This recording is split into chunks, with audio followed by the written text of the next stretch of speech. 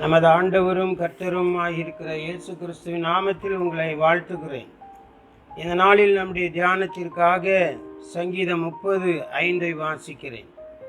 அவருடைய கோபம் ஒரு நிமிஷம், அவருடைய தயவோ நீடிய வாழ்வு. சாயங்காலத்தில் அழுகை தங்கும், விடியற் காலத்திலே களிப்புண்டாகும். ஏன் கர்த்தருக்கு நம்மீது கோபம் வருகிறது? ஏசாயா தீர்க்க தரிசனத்திலே கேட்டேன். அவன் இப்படி சொல்லுகிறான். ஏசாயா 59:2 கேளுங்கள், நமது அக்கிரமங்கள் பாவங்களே அவரது முகத்தை நமக்கு மறைக்கிறது என்று சொல்லுகிறார். ஏசாயா 54:8 கோபத்தினால் தான் அவரது முகத்தை நமக்கு மறைத்தேன் என்கிறார். அற்ப காலம் உண்ட கோபத்தினால் என் முகத்தை இமைப்பொழுது உனக்கு மறைத்தேன், ஆனாலும் நித்திய கிருபையுடன் உனக்கு இறங்குவேன் என்று கர்த்தராகிய உன் மீட்பர் சொல்லுகிறார். அருமையானவர்களே, தேவன் நம்மீது கோபம் கொள்ளக்கூடிய அளவுக்கு நம்முடைய வாழ்க்கையின் செயல்பாடுகள் இருக்கிறது என்பதை புரிந்து கொள்ள வேண்டும்.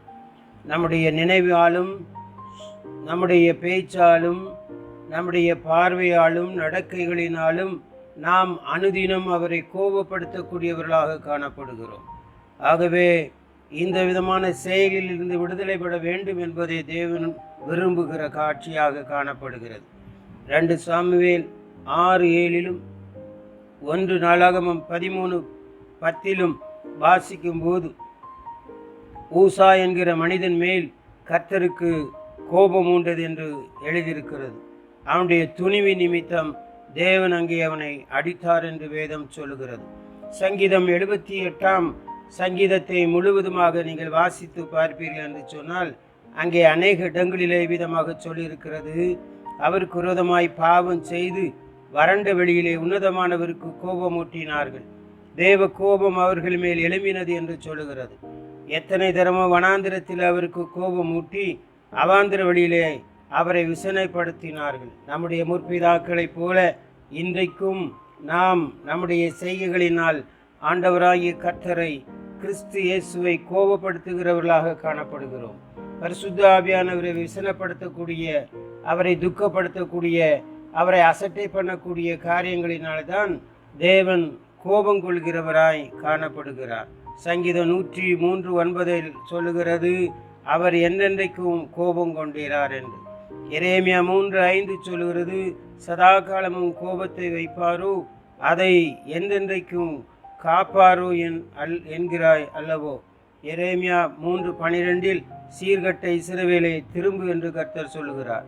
நான் உங்கள் மேல் என் கோபத்தை இறங்க பண்ணுவதில்லை, நான் கிருபை உள்ளவர் என்று கர்த்தர் சொல்லுகிறார். நான் என்றைக்கும் கோபம் வைக்க மாட்டேன் என்று ஆண்டவர் விளம்புகிறார். கர்த்தர் நம்மீது தயவுள்ளவராக, கிருபை உள்ளவராக இருக்க வேண்டும் என்றால் நாம் நம்முடைய செயல்களின் மூலமாக பாவம் செய்து அவரை கோபமூட்டுகிறவர்களாக காணப்படக்கூடாது என்றுதான் வேதம் சொல்லுகிறது. குமாரன் கோபம் கொள்ளாமலும் நீங்கள் வழியிலே அழியாமலும் இருக்கும்படிக்கு அவரை முத்தம் செய்யுங்கள், கொஞ்ச காலத்தில் அவருடைய கோபம் பற்றி எறியும், அவரை அண்டிக் கொள்கிற யாவரும் பாக்கியவான்கள்.